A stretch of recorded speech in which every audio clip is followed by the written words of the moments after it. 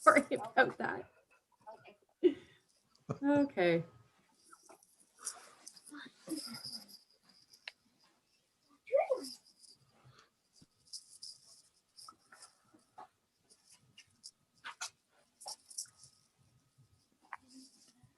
Okay, 1 second. Here we just got to get a few things ready here. Hello, everyone, and sorry about the delay getting started. Welcome to today's live stream. We're really excited to have our guests on here today. My name is Jody Williams, and I am the Indigenous Education Lead for the Dufferin Peel Catholic District School Board. We're very excited to host this session for everyone tuning in this afternoon. Before I turn it over, I just want to remind people about the chat box. So we do have a chat box that's available for questions that may come up during the talk today. And we will try and get to those questions. We may not be able to. So I would like to just encourage you only to use the chat box for questions related. It is monitored. And if there's any inappropriate commenting happening in the chat, you will be removed, unfortunately, from the session. With that, having to go over some of those logistics, I'm going to turn it over to Nancy, who's going to give us more of a formal welcome and opening, and then we'll bring on Isaac and Kanahus. Over to you, Nancy. Bonjour, hi, hello, everybody. Bonjour, Kirakanada Dishnakaz. Makwan Dodam, New Credit Reservation number 48 in Donchaba, Michizagi, Gojibwe, Nishnabe, Quay, and Dow. I wish I could see you, but I can't see you. So I just want to say, Chichinendam, I'm really happy about what we're doing today. I'm speaking from Southern Ontario in our ancestral lands, the Michizagi.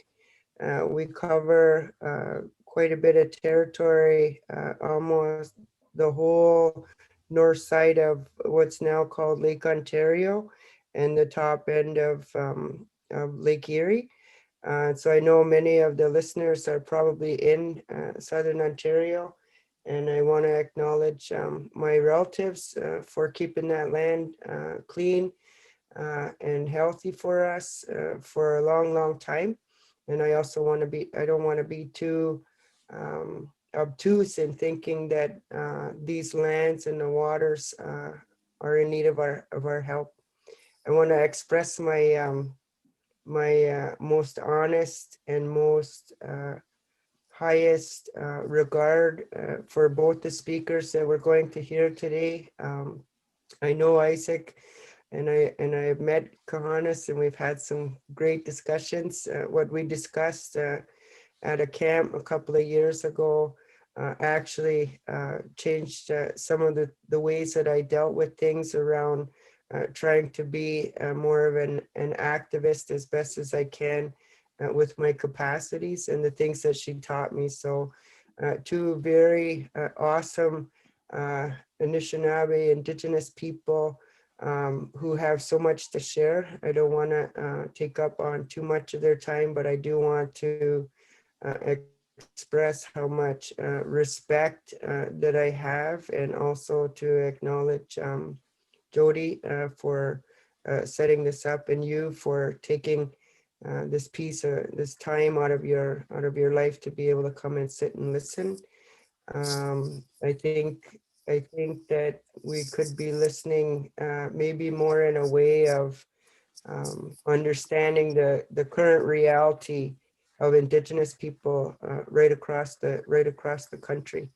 And so I'll switch it over from there.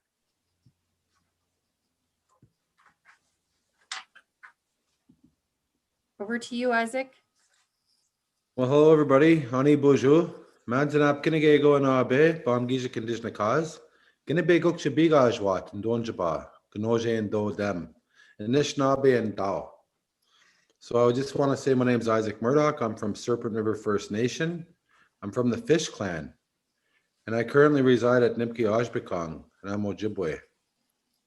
Giken Menanik, Gawin we come in on Denzino on. Gidanak nage wanin on in.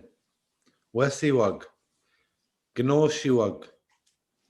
Gigawag. Nesse win. Nebe. The animals, the lands, the waters, the air. In Chinachigasawa, Kinige go in Chinaga de Mampia King. Everything is being destroyed. And Dapnanan Yabgadakimnan. We have to start picking up the medicine that's on the land. Abdek we beskabbing in Ishnabe Adso Nikia. And to go back to our natural way of how we live with Mother Earth. And these philosophies run very deep with Indigenous people. And I know that they run really deep with my good friend, Kanahus Manuel, who I've known for many years. I first met her at Standing Rock, and we've been friends ever since. And she's an amazing person. She's a midwife. She's delivers babies traditionally. She has a deep ecological knowledge of the land and waters. She's a mom. She's a beautiful person. She's a land and water protector, but she's also a protector of not just the lands and waters, but of her way of life and her tribe's way of life. She comes from the Secwepemc people, and she's a very strong and compassionate person that has a beautiful message to give. And so during this time, I'm going to be interviewing Kanahus and her journey and why it's so important that everybody gets involved. Because right now we're suffering a massive ecological collapse. We're in abrupt climate change. And so as we explore this journey with Kanahus, I want us to have an open mind, and I really want us to listen to what's going on and what's really happening, because mainstream media and society is not getting the full story. And so at this time, I'm going to give Kanahus a chance to introduce herself, and then we'll begin the interviewing process, which will be fun. Mm-hmm. Okay, Kanahus, take it away. White Kanahus Pesky Request to Accra Secwepemc Misconlith. Hello everybody, my name is Kanahus Pesky Manuel, and I'm from the Secwepemc Nation. The community of Misconlith is where I was raised. Like Isaac said, I'm a mother of 4, and I birthed 4 freedom babies, and I take pride in that because I call them freedom babies because I had them out in the mountains alone by myself with no other female midwife or anything to assist me, and I chose to have my babies like that. I'm here right now in a tiny house with the Tiny House Warriors, and we're here opposing and blocking the Trans Mountain Pipeline expansion that's threatening my people's homelands and our territories. And it's something that's really dear to my heart that I'll express and talk about more. I'm a tattoo artist. I've tattooed Isaac, at his home and his territory. And I continue to tattoo young people like yourselves that go through their coming of age ceremonies and their puberty rite ceremonies. It's a big honor to tattoo young people. And so I'll talk about more about that as well. But that's a little bit of who I am, and you're going to know more after this hour's up. You'll probably know a lot about me. Thank you. Good. So let's go back to the very beginning. So can you tell us a little bit about your people and your family, especially your grandfather and your dad, who were very, very instrumental in pushing change for all of Indigenous people? So can you give us a little bit of history about your family and your mom? Like I speak to your mom, and she's so strong, and she's such a beautiful person. Like sometimes I even talk to her just because she's just so awesome. Tell us a little bit about your family and your people. Yeah, well, first of all, interesting thing about myself is that I'm a twin. So I have an identical twin sister, and that means that we have the same DNA makeup in our bodies, and we look a little bit different, but we're identical. And so that was sort of like a weird thing that I don't know how to be other than a twin. So I'm a twin, born a twin, and I come from a family that has been always involved in fighting for our lands as Native people. And so my grandfather, he was actually a residential school survivor, and my father was also a residential school survivor. So when you hear that, and I'm not sure if we'll go into a little bit of that, and if people here really know what the residential school is and how it impacted our people, but it really greatly impacted our people, and not to the positive, to the negative side. So we have grown up as our generation in a time when we were really impacted by colonization. And so our family chose to really fight for our rights and our land, actual land title and rights, like our actual right to be on our land, to live on our land, and to build homes on our land, to hunt from our land, everything that's connected to our land. And so growing up in that way of life and that family, we didn't know anything different. We didn't know anything different, but our people lived in a really impoverished way, because a lot of our land and majority of our land was stolen, and other people, non-Indigenous people, benefited off of the wealth of our lands. And so growing up in our home communities, it was always like a lot of impoverishment that we saw in our lives. But again, it's the impoverishment in a standard of the colonial settler white people status, because really we're really full of a lot of wealth as Indigenous people, like our culture and our knowledge and our songs and our dances and our family kinship is a really big part of who we are. And so my grandfather, his name is George Manuel, and he was, honored as a doctorate. So he has Dr. Grand Chief George Manuel, and my father was the late Arthur Manuel, and they both have passed on now. And my mother is Beverly. She's like one of the strongest. She's stood up for our mountains, and she was arrested actually standing up against a Sun Peak ski resort. And that was one of the biggest things that, seeing my mother arrested alongside myself was one of the biggest blows, and the things that changed my life. And so our family went through a lot of things together, but it has made us stronger. We come from a family of freedom fighters and land defenders, and none of us are excused from that role. My kids are born into it, and just as I was born into it. You're on mute. There we go. So obviously you're an indigenous species of the ecosystem where you come from. So you're like you're literally weaved into the ecological fabric or the spiritual blanket on the land. And you're really one with that land. And when you see the destruction of the lands, when you see the pipelines that are being built, when you see the man camps and all of those things happening, how does it make you feel knowing that that's happening to not only you, but the land?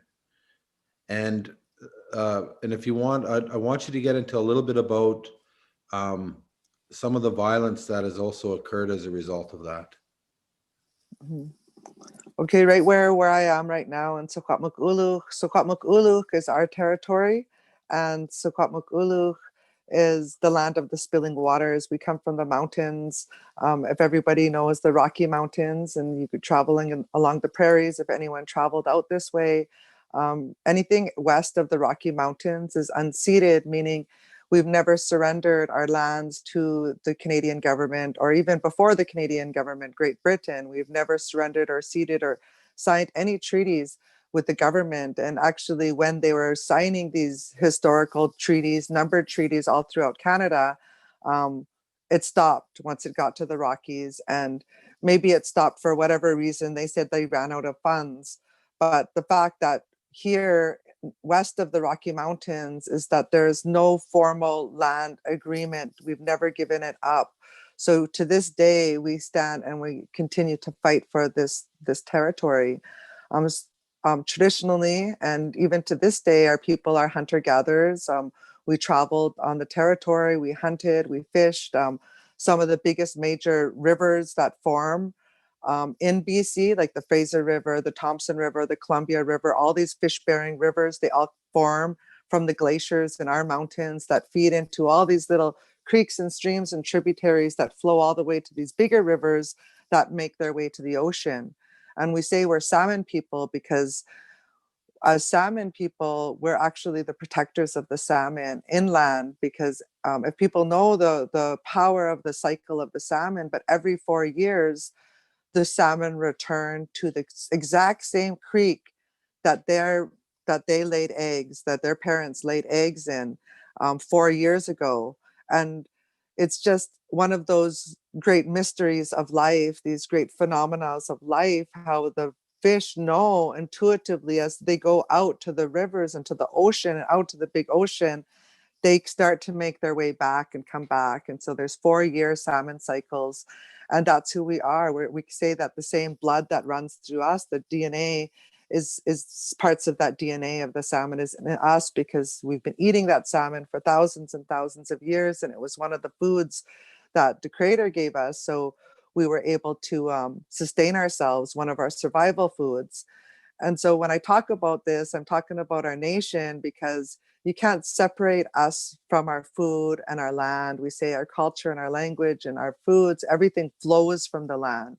And if you cut that land from us, it's like you're killing us, because you're cutting our survival from us. You're cutting our lifeblood, our lifeline is cutting us from our land. So when we see things like the Trans Mountain Pipeline expansion, we know it's coming from one of the dirtiest places in the world. It's coming from the Alberta tar sands. And if people don't know what the Alberta tar sands is, they should know. Every Canadian should know. Every person on this planet should know, because it's one of the biggest industrial projects ever in all of humanity and all of mankind, to mine the Alberta tar sands that they want to mine in an area bigger than the size of Texas. Sacrifice this area, and Indigenous peoples in and around, all around the tar sands, and that are impacted downstream from the waterways downstream, are getting some of the most rarest types of cancers. In an area the size of New York, a population, there should be maybe 3 with that rare type of cancer, but up north, people are getting this rare type of cancer into, epidemic proportions. And so our relatives in the north are saying, no, you don't want this dirty oil, this dirty bitumen that they're mining from the tar sands to come and flow down into some of the most beautiful creeks and streams and salmon bearing creeks and rivers that the world has.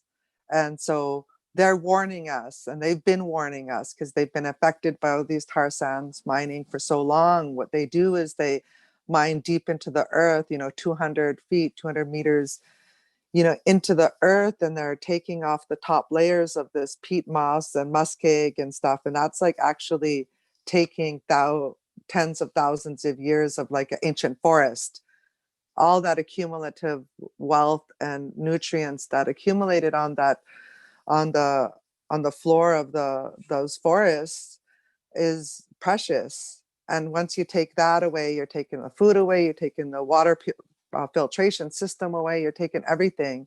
And we know from all the news reports of all of the water contamination, all of the native communities and the reserves that don't have any clean drinking water at all. And so that's the situation that our relatives in the north are facing, and we don't want to see that, and we're not willing to risk our pristine, beautiful land, or as the people here in so-called British Columbia call it, beautiful BC. We don't want to ruin that for a pipeline that's only going to benefit a few people, and it's going to leave our land ravaged and with no type of clean food or water left for the next generation, and then the next, and then the next, because there's no way to ever clean up a bitumen spill. There's no way to ever purify the water back to it was once. And we know when the dinosaurs were here, that's the exact same water that's here today.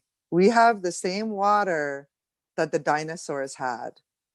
They didn't destroy it. Where humans are starting to destroy it in this last 300, 200, 100 years. And so we can stop it though. We can stop the destruction of this. And this is why we're here, talking about this, is because we want to be action oriented with not just talk about the problems. We want to talk about the solutions too, but to give a background why we have to protect our lands is because it means so much to who we are as Native people. Yeah, absolutely. I know for some examples that I've seen down there was that some of the companies were actually putting these plastic nets on the spawning areas of the salmon and preventing them to spawn. And of course, we went down there and we were trying to look for them and take them out, and it was really awful to see what they were doing. And there seems to be a large resistance against people that are opposing the pipeline. And it's not just the pipeline itself, it's the fact that trillions of barrels of fossil fuels are going to go into the atmosphere. And so there's the actual pipeline and the intrusion of it and the spills, but there's also the end story of it where trillions of barrels of fossil fuels go into the atmosphere during abrupt climate change. And so, I mean, there's a whole bunch of things wrong with this development. In your experience, why is racism used so much for people that are trying to protect pipelines?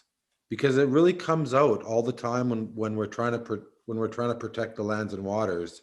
People will always bring up racism. Why do you think that is? What's the theory behind that? Can you help us understand the racism?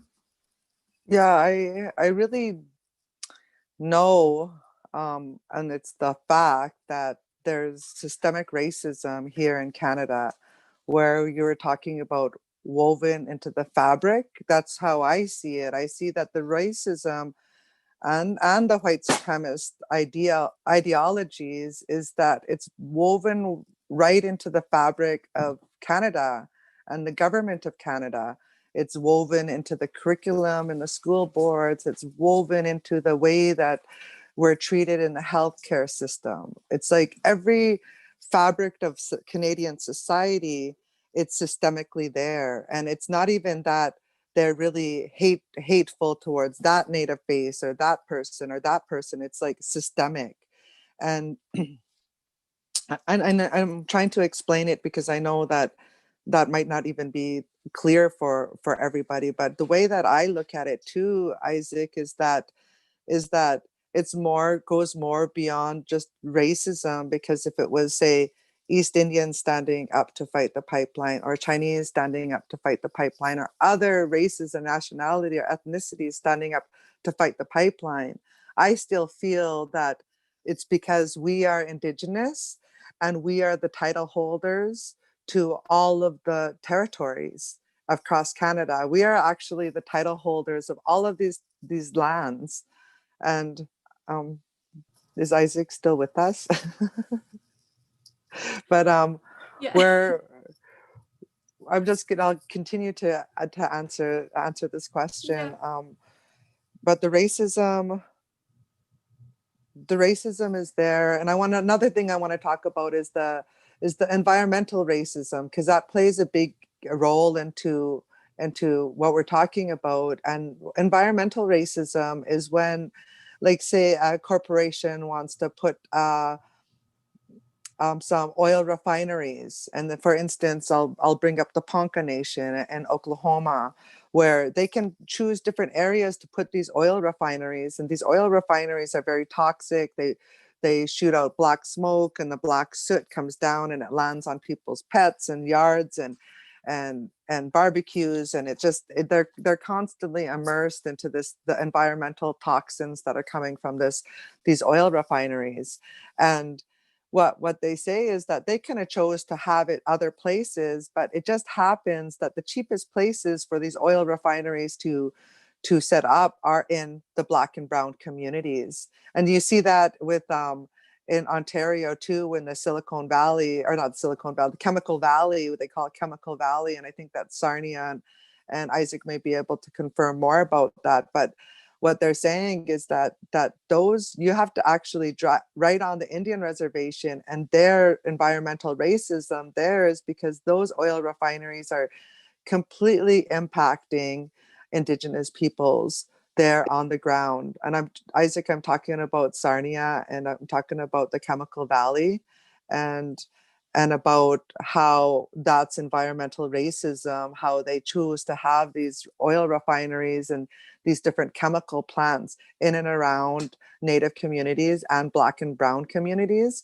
One of the communities that will be impacted by the Trans Mountain Pipeline expansion is actually Richmond, in and around Oakland and the San Francisco Bay Area. Those refineries all are in the Black and Brown communities. The Black and Brown communities have been screaming environmental racism for decades, because they choose to put these, it's planned because it's the cheapest place to put it is in Black and Brown communities. And when Black and Brown communities, organize and demonstrate and protest to fight back against it, it's not listened to as much as if it was put into a white upper class, community where these white people have more disposable incomes.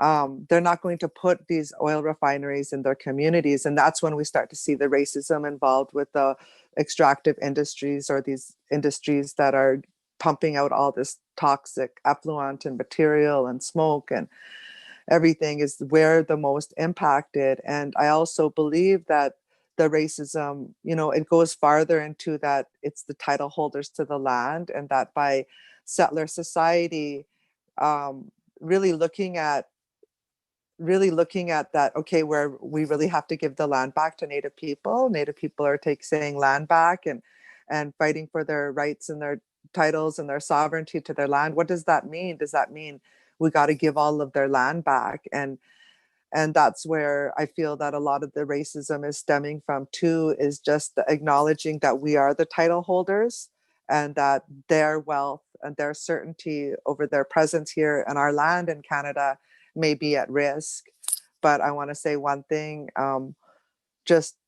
we believe in human rights, and as Indigenous people, we've always believed in human rights, and we've always accepted people into our nation as long as our laws were being respected and abided by. Whether I go into Anishinaabe territory, into Isaac's territory, if I'm going into his home, I'm going to respect his home. I'm going to respect the laws that they have for their people. And this has been set up through thousands of years of customs and culture and governance and assemblies and meetings and councils to come up the way that Indigenous people live on their land. And so we have laws that were in place prior to colonial contact, before Canada came into existence. And these are the laws that I respect, and I respect other Indigenous people's laws because they have them, and some of them are respect, the laws of respect. And that's one of the laws that we have as Indigenous people. And so racism is the opposite of respect, where they're looking at us because of the color of their skin, and they already determined how they're going to treat us, and that's not right. So I'll just leave it at that, Isaac. Okay, great. So we know that racism is really used as a tool to degrade and villainize Indigenous people, to make us less than, so that it justifies the resource extraction. It also protects the wealth and the economies of Canadians, and that's why it's so prevalent in so many different Canadian demographics. So let's take it a step further, because I think we need to.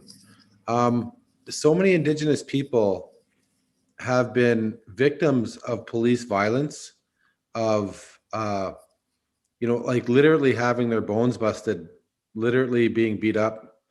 I can tell you for sure that I can't tell you how many times that I've had guns pointed at me.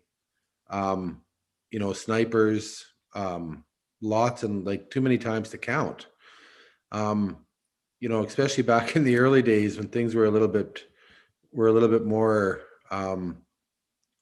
tense.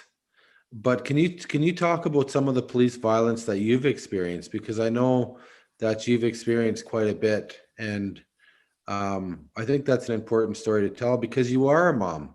You're an Indigenous woman, and these were men that went out and hurt you, and that was not right, because you're trying to protect salmon.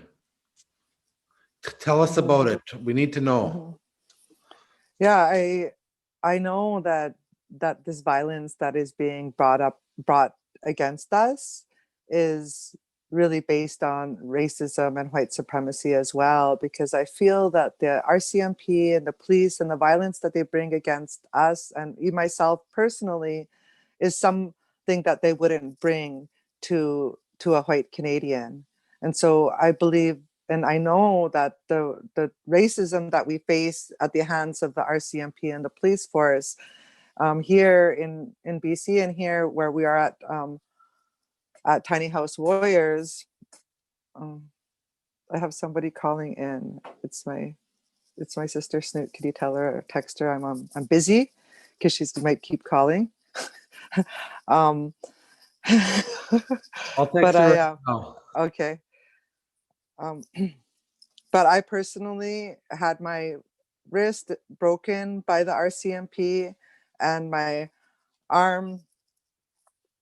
I'm still dealing with the injuries sustained by the RCMP, and it was all off of, bogus, politically motivated charges on the, behalf of the Crown, by the half of the RCMP, and we've seen everything. I'm sure everybody seen everything of how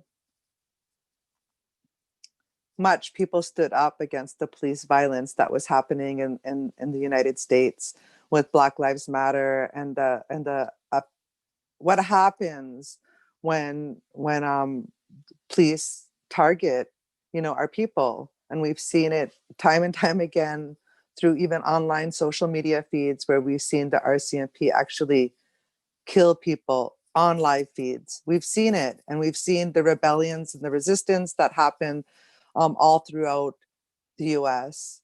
And more is being exposed of the use of the RCMP. And I think that what needs to be, we need to dig deeper, because somebody's pulling the strings of the RCMP that came and broke my wrist.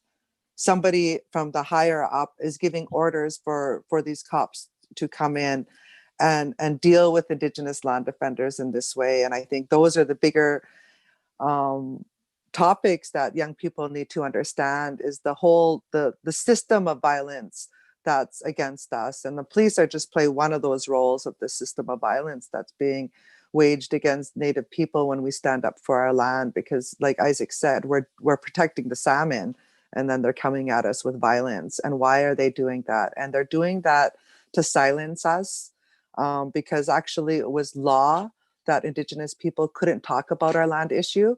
It was law from 1927 to 1951 where we couldn't hire lawyers to talk about our land issue, the theft of our land or the use of our lands for industry or the clear-cut logging on our land. That we couldn't even hire lawyers until 1951. And so that's when they start building the Trans Mountain Pipeline. The first one was around that time. And so we never had a voice. And now, since we do have a voice and we have platforms like this, platforms like the internet and social media, where they can't silence us anymore. And so this is really important to hear the voices of Indigenous peoples, because they've been trying to silence us, and they'll use the police even to silence us.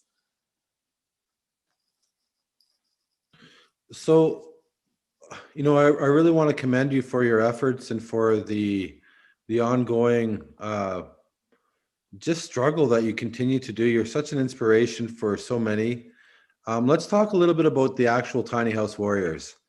As for many of you out there, the Tiny House Warriors are an amazing group of people that are building tiny houses and to combat homelessness, to build community, and also to put on the actual places where pipelines are being built, and to show solidarity amongst the Indigenous communities that there has to be zero tolerance for racism, for environmental racism, which is the same as an Indigenous racism, and also that there's zero tolerance for the violence that comes from these man camps. And so it's a very amazing, incredible move on their part to be able to do this. It's very strategic. So can you tell us about the Tiny House Warriors, how it was started, and where is it at now? Because you've come a long ways. Yeah, Tiny House Warriors is really inspired off of the tiny houses that were built at Standing Rock, that fighting against the Dakota Access Pipeline. They had major blizzards and cold weather. They told the people on the ground that were there helping prepare for winter. And it was actually women builders that volunteered their time to come out and wanted to build some tiny houses for some mothers that were on the front line. And they built one for Skybird, actually a Native Youth Movement sister of mine from back in the day. She's the one that gave birth at Standing Rock, and they had built her a tiny house on wheels, and they came and built myself and me and my 4 kids a tiny house, and they built it in 4 days. And we said that was so amazing that we were able to build a house in that short of time. And so when we were planning our resistance against the Trans Mountain Pipeline, really it was myself and the Secwepemc Warriors and just a small group of women, mainly women, and our partners that were a part of the organizing that came out with this strategy that we were going to actually live on the pipeline route and block the construction. We wanted to build homes, and our people have built homes in the past. We've built cordwood homes, we built pit houses, we've built straw bale homes. Like, our family's really been involved in alternative housing. And so in one of our resistance, we actually built a beautiful cordwood house. It's it's like wood that you put make logs of wood as bricks and mortar. And we built this beautiful home. You could probably look at it, cordwood house. I would encourage people to look at all the different forms of housing that I talked about. But is that the government came and bulldozed it down. My sister was able to live in it for one whole day with her 2 children. And the government came and bulldozed her house down on December 10th, 2001, which was the anniversary yesterday on International Human Rights Day, is when they bulldozed this house. So fast forwarding to our fight against the Trans Mountain Pipeline, we knew we could spend 3 months building a beautiful house only for it to possibly be bulldozed down.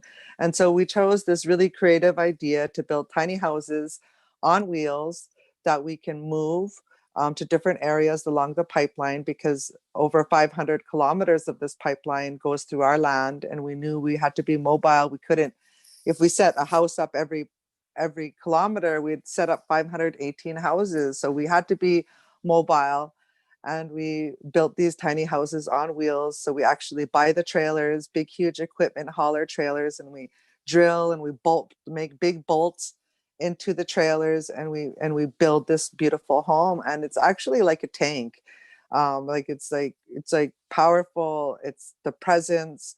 It's like we actually have this logo that Isaac Murdoch actually helped us do. But anyways, I'll just show it real quick. And so this is our image and the branding that we chose to use. And this image has went around the world, and it has shown what we really wanted to show with it. And that's that there's a warrior standing there, you see, with the arrow and the heart in it. And that's what it does. It takes heart to do this. And we chose to do this too is because we've been on many front lines, stopping different developments and different resource extraction threatening our lands.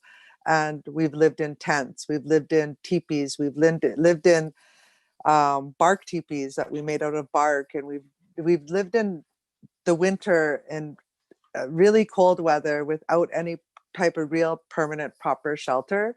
And so this was a way for us to house frontline land defenders that are always homeless, that we don't have any homes, and house them on the front line. So we have 5 tiny houses on wheels here, and we have 3 down in our community, and our home community being built. And so, yeah. Okay, so we're gonna pull up a picture of an actual tiny house, and this is what Kanahus is talking about. It's these little homes that are built on these trailers. They're actually really nice inside. I've seen them. They have, I actually painted this one here for her. They're really nice. Like, when you go inside, it's just like, oh my goodness, they're just so beautiful. They're so cozy. They've got like a wood stove, they got a bed, they got tables. Kanahus is actually in one right now. And they're very warm. They're very efficient. they're very mobile, and they're able to transport very, very good and very quickly. And they're waterproof, they're homes. And so, and this is where the tiny house warriors live most of the time, is that they live in these homes. And it's actually incredible. And I remember last winter was such a hard, long, brutally wintry winter. And I remember, they were constantly being sometimes attacked by some of the locals, where they'd come into their camps. They were, bothering their vehicles and smashing their vehicles and taking barricades down and like just spray painting stuff. The racism was really bad. But not only that, but they also had to endure the hard winter of getting wood, making sure that, things were kept good, food, all of those things. It was quite a challenge for them. And, that's why I always say, let's support the tiny house warriors when we can, because it's a hard struggle. We have to remember that they're not in the way of anything. What they're doing is saying, you know what?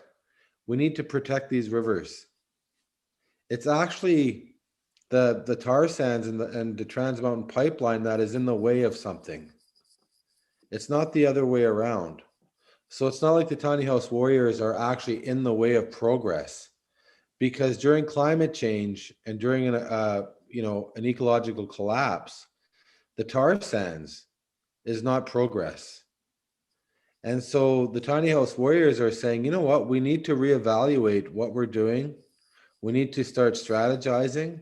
We need to start coming together so that we can have a better future, and that these pipelines are going to bring no service to future generations. And that it's quite possible that because of this development, that the world may never ever be the same again. Mhm. And so it's very important that we try to understand what's really happening on the front lines with the tiny house warriors. And so again, this is a tiny house. It's perfect.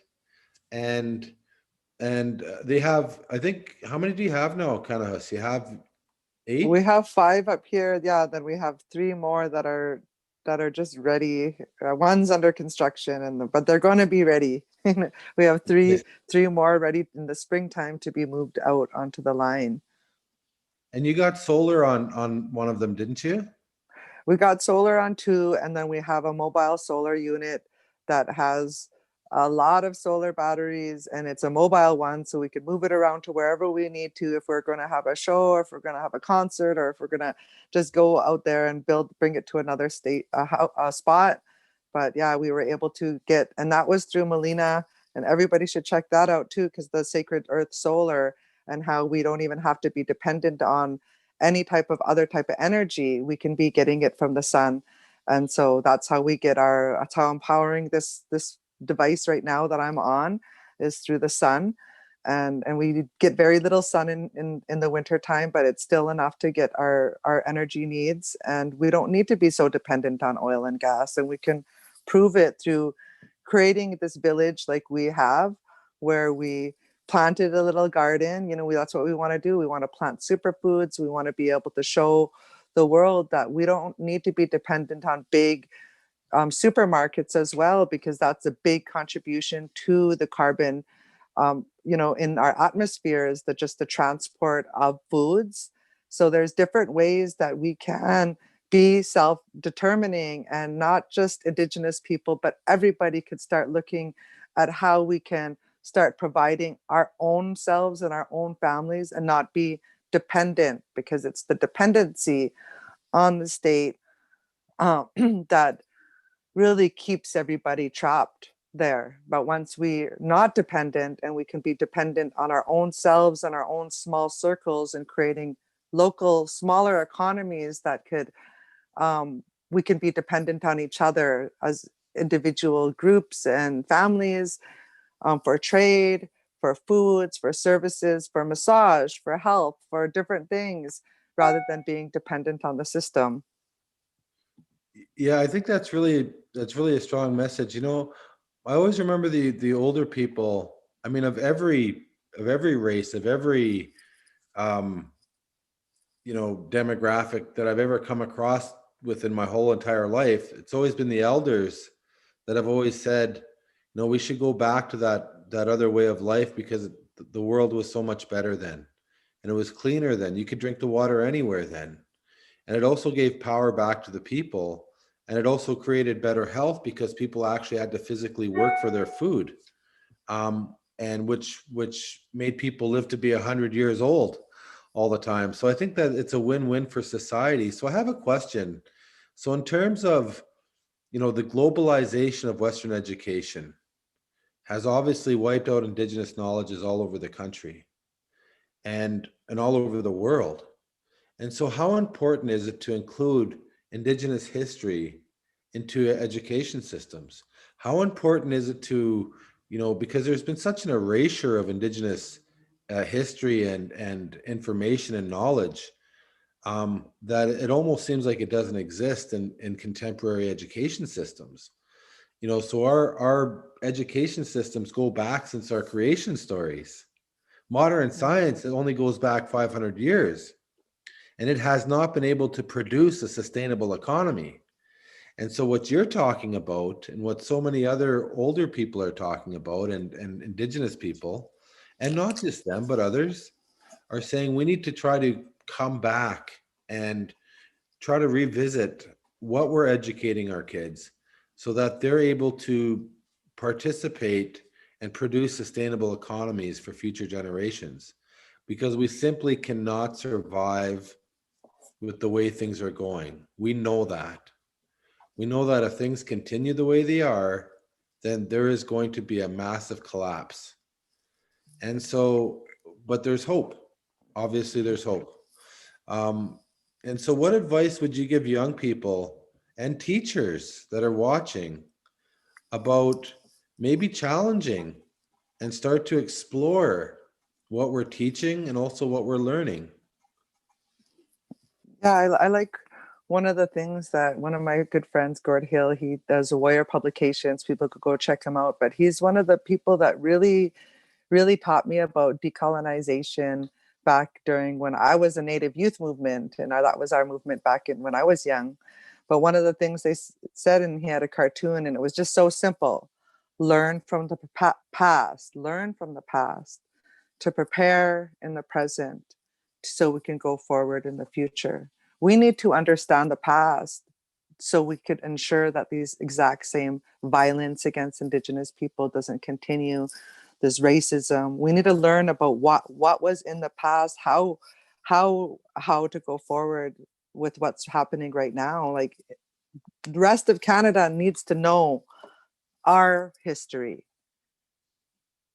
because they're impacting it every day of our lives when they're going forward with colonization. And I think that a lot of students, and this is what when I was a part of Native Youth Movement, what really opened my eyes out was just the term decolonization. And what does decolonization mean? If we're talking about colonization for Indigenous people is when Canada and the white settler society came to our lands. And people may say settler and it's settled. No, our lands were invaded and our lands are being occupied, and it's never been by the consent of our people. It's always been through violence and coercion and lies that they came and took our land, occupied our lands to where in the state we're in right now.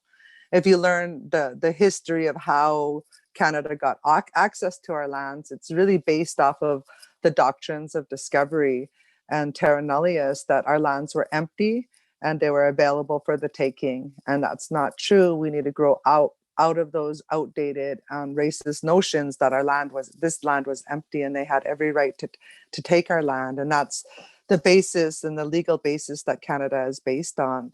I think that one of the things that really needs to be highlighted is the curriculum that the education system is teaching, and that this curriculum is very outdated. It's based off of those same, white supremacist notions that our land was empty through the doctrines of discovery and terra nullius, that our lands were empty, and that Canadians' whole fabric of what they're based off of is based off of these racist and white supremacist notions of the doctrines of discovery, that our land was empty for the taking. No, it wasn't. It was, violently taken from our people. We're continuing to face the same violent oppression to this day. The fake and the lies of Canada and the reconciliation, that's not the reality of what we're facing on the ground in the Indigenous communities and Indigenous frontlines. We know that the oil and gas industry has invested a lot of money in the BC curriculum. So that also has to be noted as parents, as students, as teachers, is who's actually writing the curriculum for BC curriculum or all of the any other provincial curriculum, and how much we can actually start developing our own curriculum as educators. Is that this education and this higher sense of learning is out there for you, for students, for teenagers. It's out there because you have Google and you have social media, and you can be following the content of myself or following the content of other people who are actually putting out real legitimate education that you're not going to ever see anywhere else.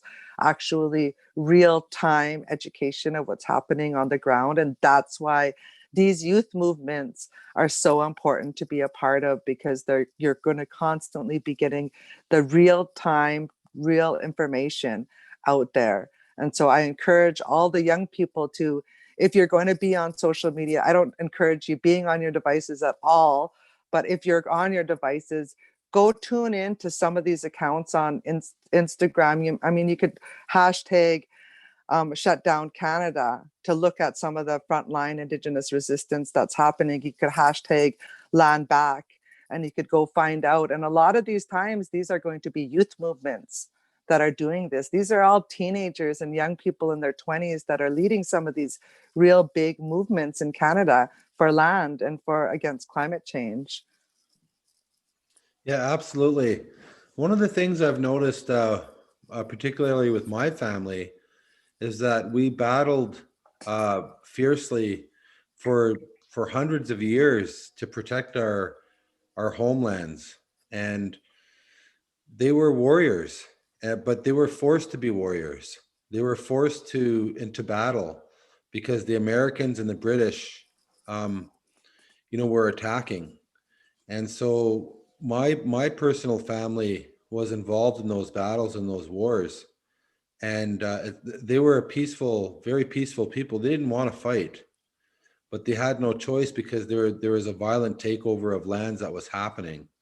And my great grandfather was a war chief right till his very death, and he was going to battle right till the very end, and he had no choice because his lands were constantly violently being under attack by the Americans and the British.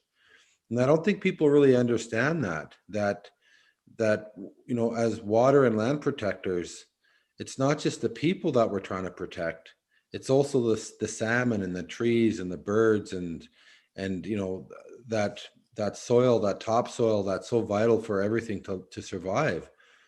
And that there's such a deeper connection that Indigenous people have to the lands, because that's where our ancestors are buried.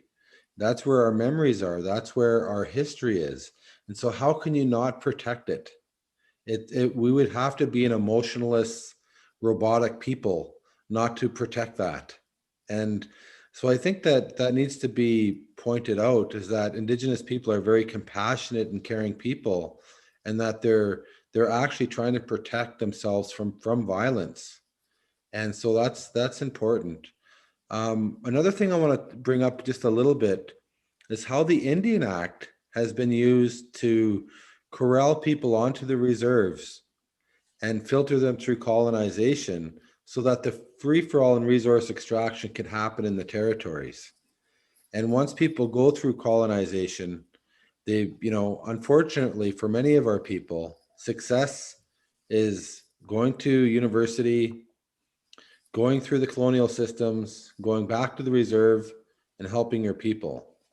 But during that process, there's been a systematic removal of an entire indigenous species from the land. And so, which is indigenous people. And so people are not the free roaming people like they once were. Most indigenous people are deadlocked into these consumeristic societies, in programs and services economies. And so, but you're not. You've decided something different. You're saying, no, I'm not taking that route. I'm free. I'm going to roam the lands. We're going to continue the hunting practices and the harvesting practices. Like, I got a bunch of berries from your mom, which was nice.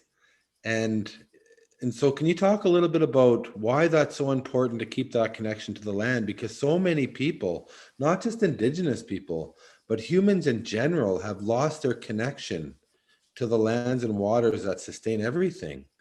And so not only are you protecting, but you're being an example, and you're also being a steward and modeling what we should probably start doing or practicing. You're kind of leading the way on, let's get back out in the territories and be who we really are. And so can you kind of talk about the links between colonialism, the Indian Act, and, trying to break free from that? Because you know what? You don't strike me as a person that really believes that that you're under the Canadian government. That you're not. You're an Indigenous person. Your nation is not under Canada, and that you're free. And I feel the same way. As an Anishinaabe, we are not under Canada. We are free, and that we have to go back to the land and and live our lives there. And not everybody has that opportunity. So when you go to some territories, the whole thing has been privatized. And so you go to some territories where they just don't have that luxury because everything's been privatized and everything has been bought and sold and traded and earmarked for this and that. And they don't have the land base that, say, me and you have, where we're able to go to the land. And so a lot of Indigenous people feel stuck, and it's really of no fault of their own. But what are some of the solutions that we could offer as suggestions for those that may be stuck in colonialism, be stuck in those systems, especially when they don't have a land base anymore because it's all been privatized? Because these are the issues that keep coming up here in the East. And because you've been studying change and good revolution, you come from a strong family. What advice do you have for those, for us in the East, where we're being just completely swamped because of large populations of people? Yeah, for people that don't know the Indian Act, it's some really racist and white supremacist laws and legislation that was put in place. But what it really did was it took all the natives, all the Indians, all the Indigenous peoples from Canada and took them off this vast land. I mean, so-called Canada is the second largest country in the world. And it took all the native people and it put us onto 0.2% of our original territory base. So we come from these vast, mighty nations with some of the most advanced technology. We made baskets out of this material. I'm here, cedar, from the cedar roots.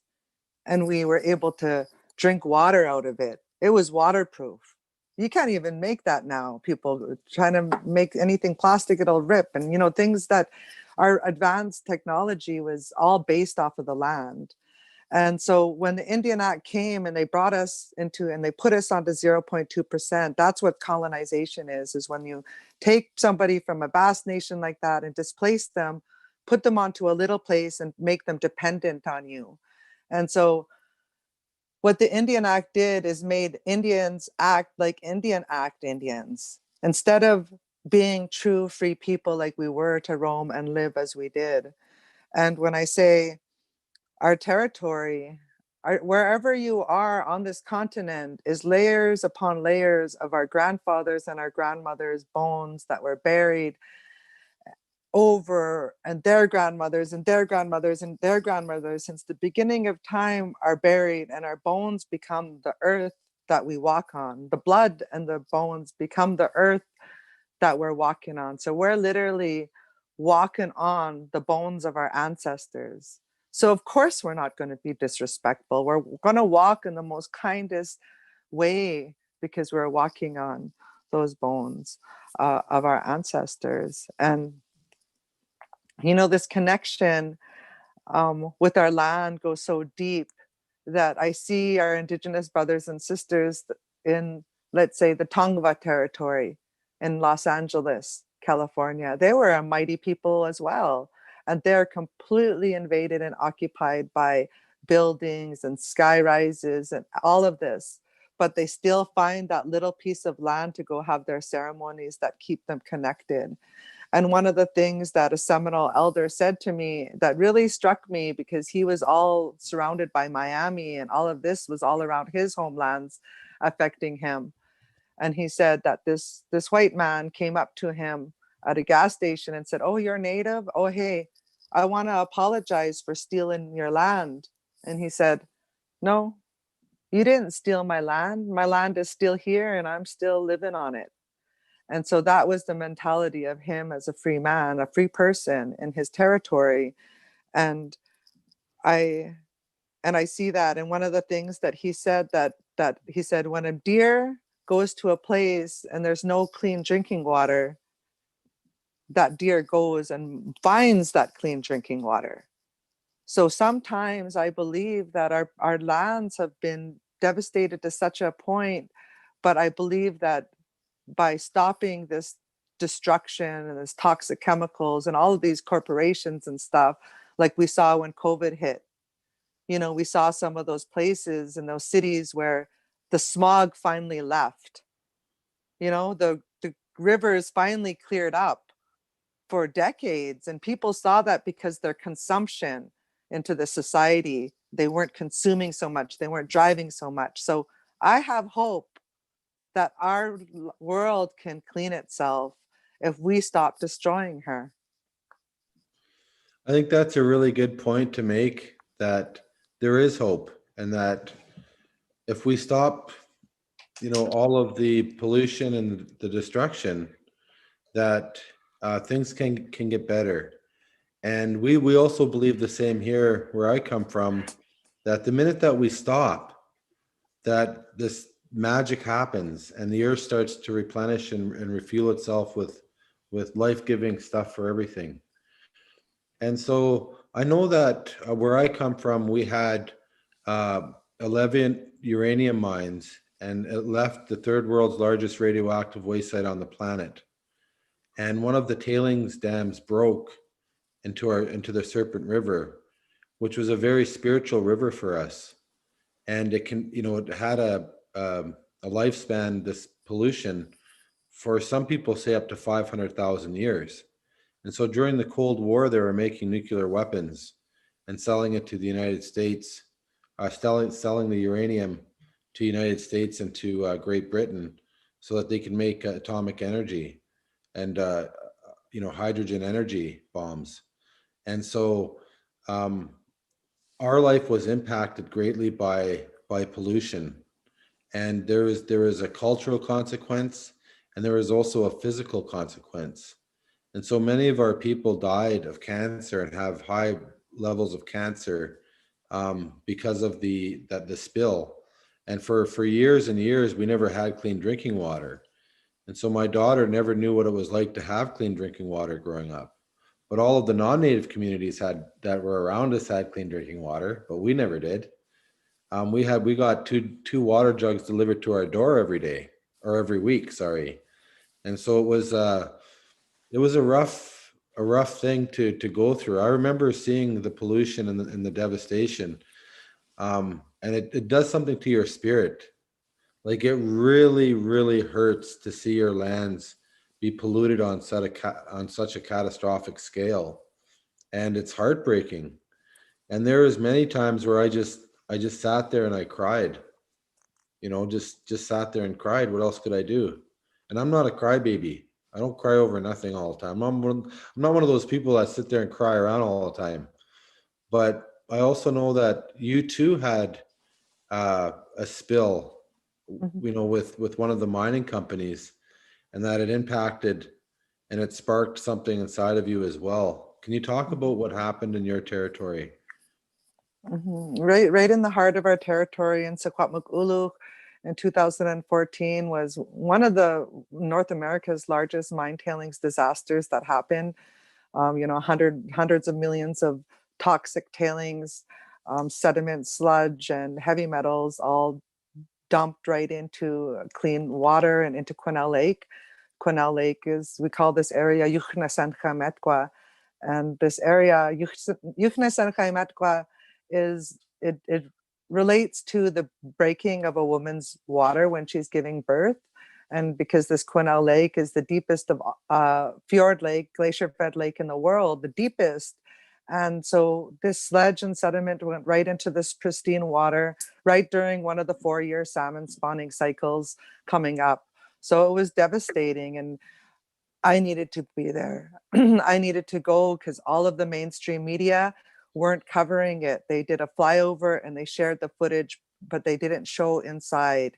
So I brought our own media crew, and I brought APTN, the Aboriginal Peoples Television Network, in there so we can see firsthand. And we had to break through security gates just to get in there. That's how much these corporations never want anyone to see what they are doing.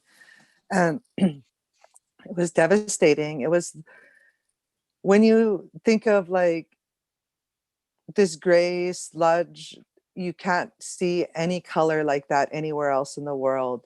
There's color to earth. There's, you can see that this is earth, but this was dead. It was the sludge and the sediment. And what it causes to us, I believe, is land trauma.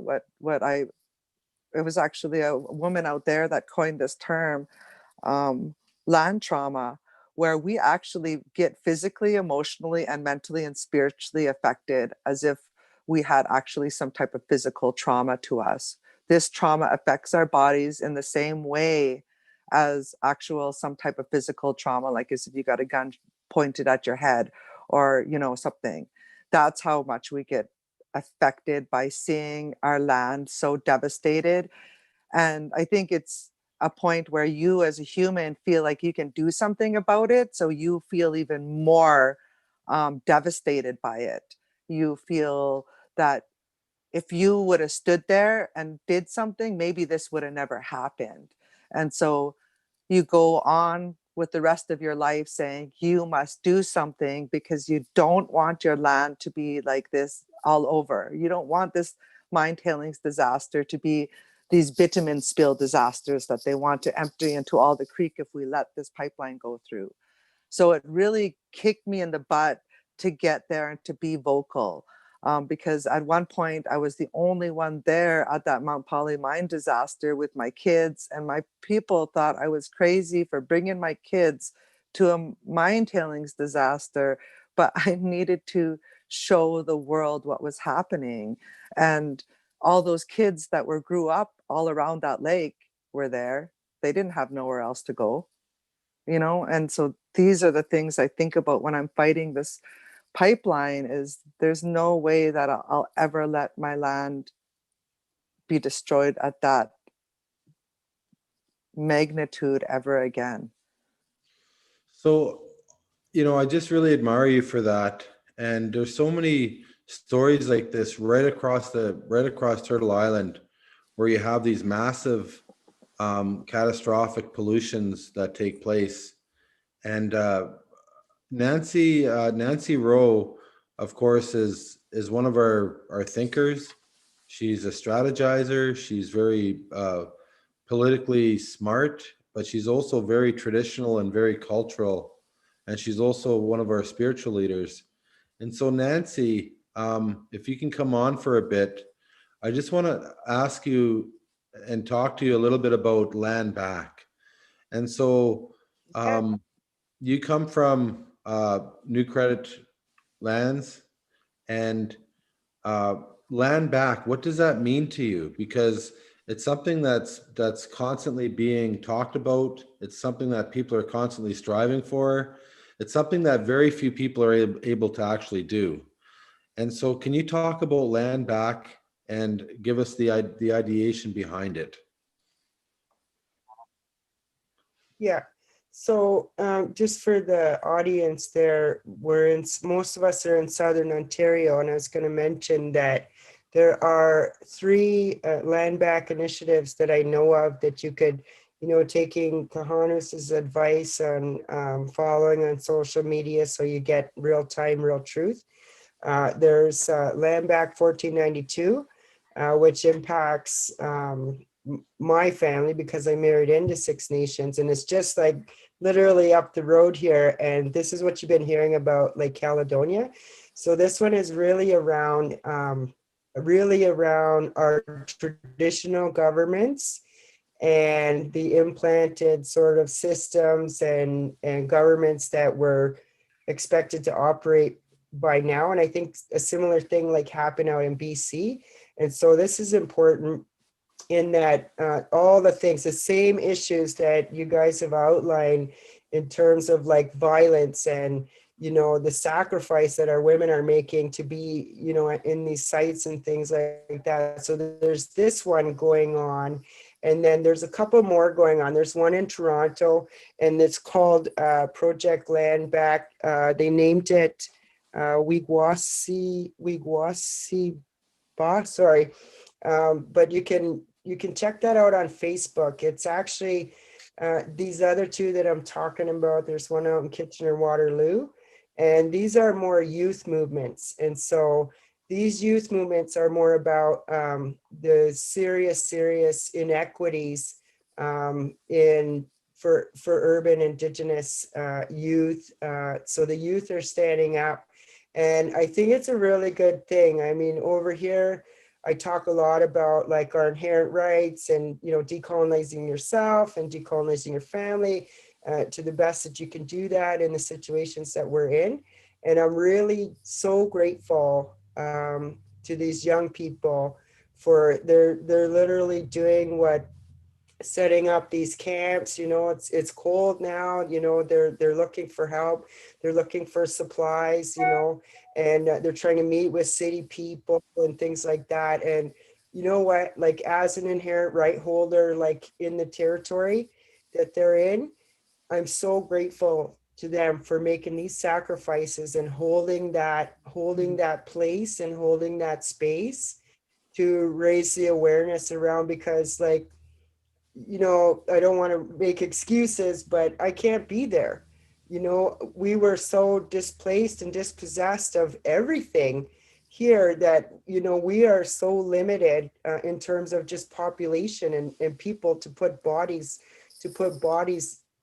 in those places. And so, it's a very different situation down here in Southern Ontario, but the cause is the same. The return of land so that we can, whatever it is, wherever we are across, what is now known as Canada, having access, like what Kanahus was sharing, like, I don't want to get emotional, but I'm not sure that people understand the pain associated with being violently and forcibly removed from Toronto, because that's in our territory, and being stuck over on 5 city blocks of land with no river. That's the worst thing I think that can happen, is that our community doesn't have a river. And when Kanahus is talking about, when you cut us from the land, you cut our life, that's real and it's happening, and it interferes with every facet of our life. When she's talking about land trauma, the mental, physical, emotional, and spiritual damage that has been done and continues to be done lays impact all the way down to our grandchildren, and not just Indigenous grandchildren. This is all grandchildren. These are the children that may be listening in this webinar. They are impacted by you know, the lack of responsibility and the greed that has taken place in this country, you know, for the last 150 years. And I want to make that clear that we're all suffering because of colonialism. We're suffering in different ways. And I always take it back to the big ways that we are all suffering is we don't have access in this part of the land. We don't have access to clean water. We're not breathing clean air. You know, we're not living on clean earth. And these are the things that these protectors are standing up and saying, you know, in some parts we have to help heal, but let's save what's left. So, you know, let's ensure that Anishinaabe Ktunaxa and understanding our Anishinaabe law that said we have to do whatever we could do to ensure that our grandchildren receive their rightful inheritance of water, earth, air, and fire in good order. And so these kind of things are the things that we're carrying around every day. And being disconnected from a river may not, you know, when people think about it today, may not mean nothing, but that impacts us. That means that I can't teach my grandchildren about fishing suckers. You know, I don't have access to the bark to do the things that we want to do. If I want access to take my grandchildren to go canoeing or educate them about the river or the trees that are around the river and the names of those trees, I'm going to be held up in some way, shape, or form, whether it's, you know, a policy or a conservation authority, you know, or a city, you know, a local government that says you don't have the right to do that because our laws prevail. And so they don't even, I don't know if they realize, but I think what I'm trying to say is that this has impacts far beyond what we can really deliver in sort of an hour and a half session. And so, you know, I see we're getting short, and I want to just like remind the students and the teachers that the role that media is playing in not getting and sharing the message out, and that to take Kanahus's advice around, you know, following on social media, these movements, because they grow and they change. Like here, they're growing and changing every day. They're asking for help, you know, they're putting up lists of supplies that they need. There's all kinds of ways that we can help and support this important work that they're doing. I also wanted to really recognize and sort of share with people maybe that the sacrifice, you know, that Kanahus and Isaac and other people who are doing this work, you know, in a perfect world, you know, we wouldn't have to be raising land defenders in a perfect world. And so people literally give their lives up, stand in the front of, you know, violence, life and death situations. We've seen that over and over in history. And, you know, I pray it doesn't happen again where life is lost over something like this. And I really want to recognize that the sacrifice that Indigenous people, despite all the things that are happening in our world, the Indian Act of Poverty, COVID is amplifying all these vulnerabilities, you know, being administered from the system.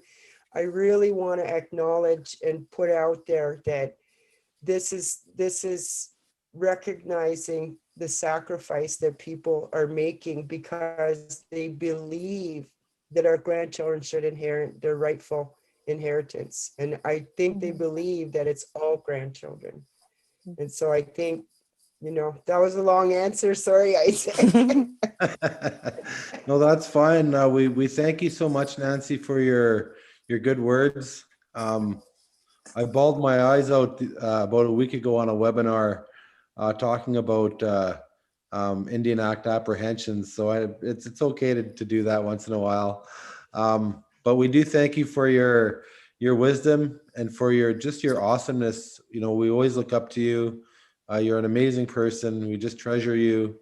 And we thank you for being such a good leader for all of us. So miigwech. So at this time, what we want to do is we only have a half an hour left, and it's going to go by really quick.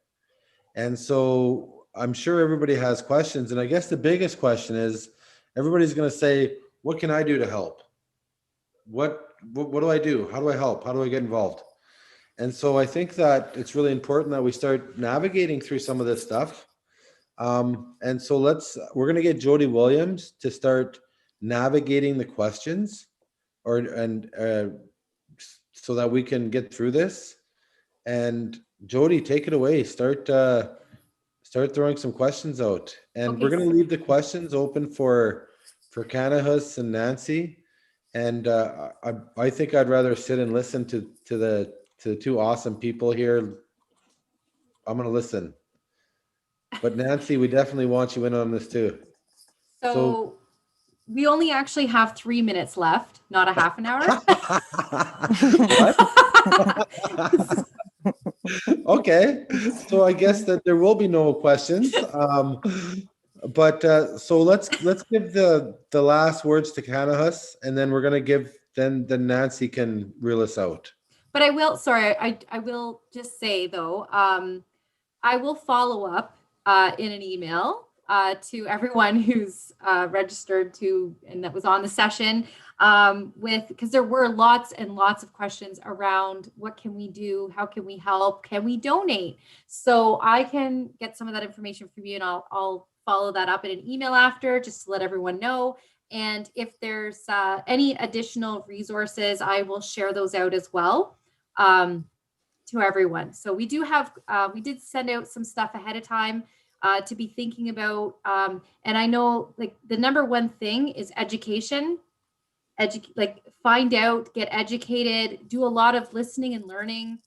And you know, there was one question that really stood out for me that I just wanted to mention before we go through the closing here is how do we know if the curriculum is accurate? And I'm just going to be blunt because I work provincially as well. It's not all accurate. And so we're in a bit of a transition in getting the Indigenous voices back in and retelling the story here of Canada. And it's a process, but it's starting. And for the students who are listening in, you are in this really amazing time of transformation and change. And so I think it gives a lot of hope to us what the possibilities are moving forward with that. So I'm really sorry we couldn't get to your questions that came in. Thank you for asking them, and I'll follow up in an email. And so now I'll turn it back over. I think we said to Kanahus. Kanahus and then to Nancy. Okay. Yes.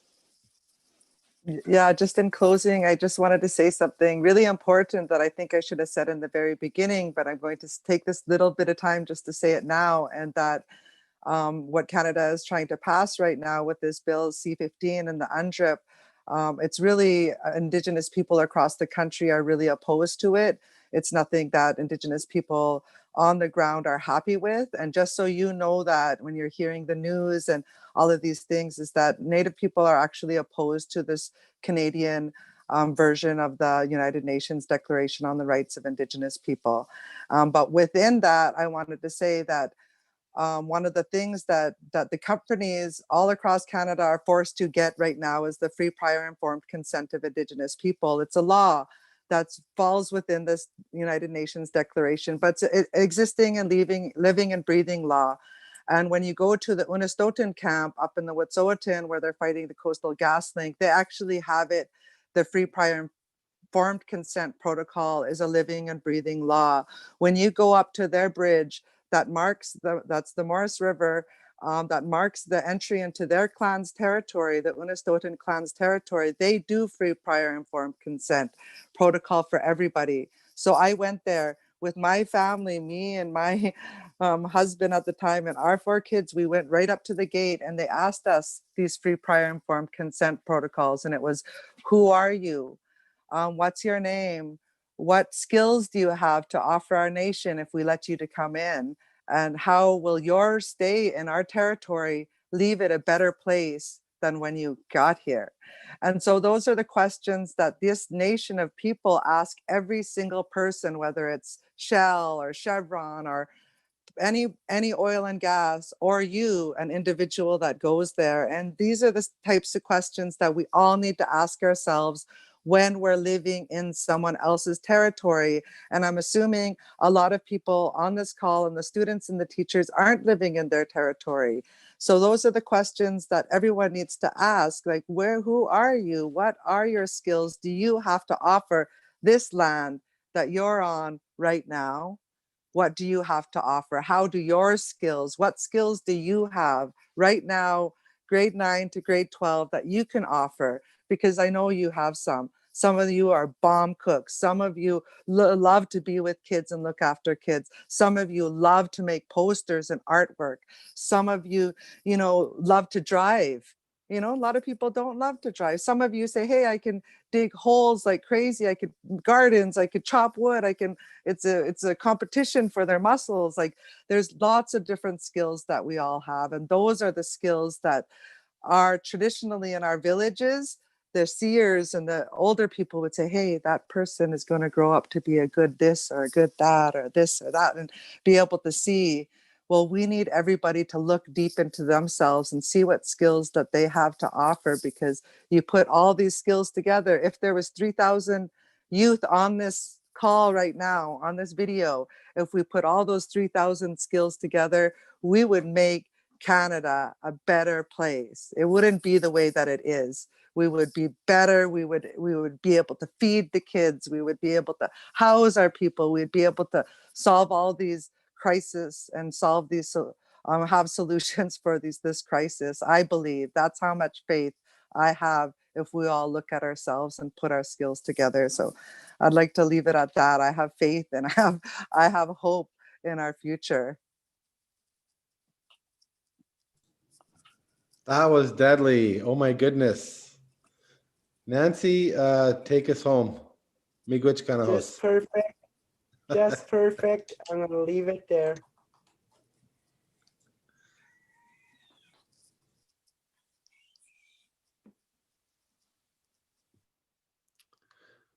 Okay, everybody. We're going to let Kanahus have the last words. Thank you for joining us. And thank you, Nancy and Jody, for being here as well. We have to leave it there, because that was the most important message that I think that I've ever heard, is let's put all of our skills together. Let's unite and make this a better place for everybody. And let's respect each other. Have fun, everybody. And take care of each other. Thank you. Thank you. Miigwech.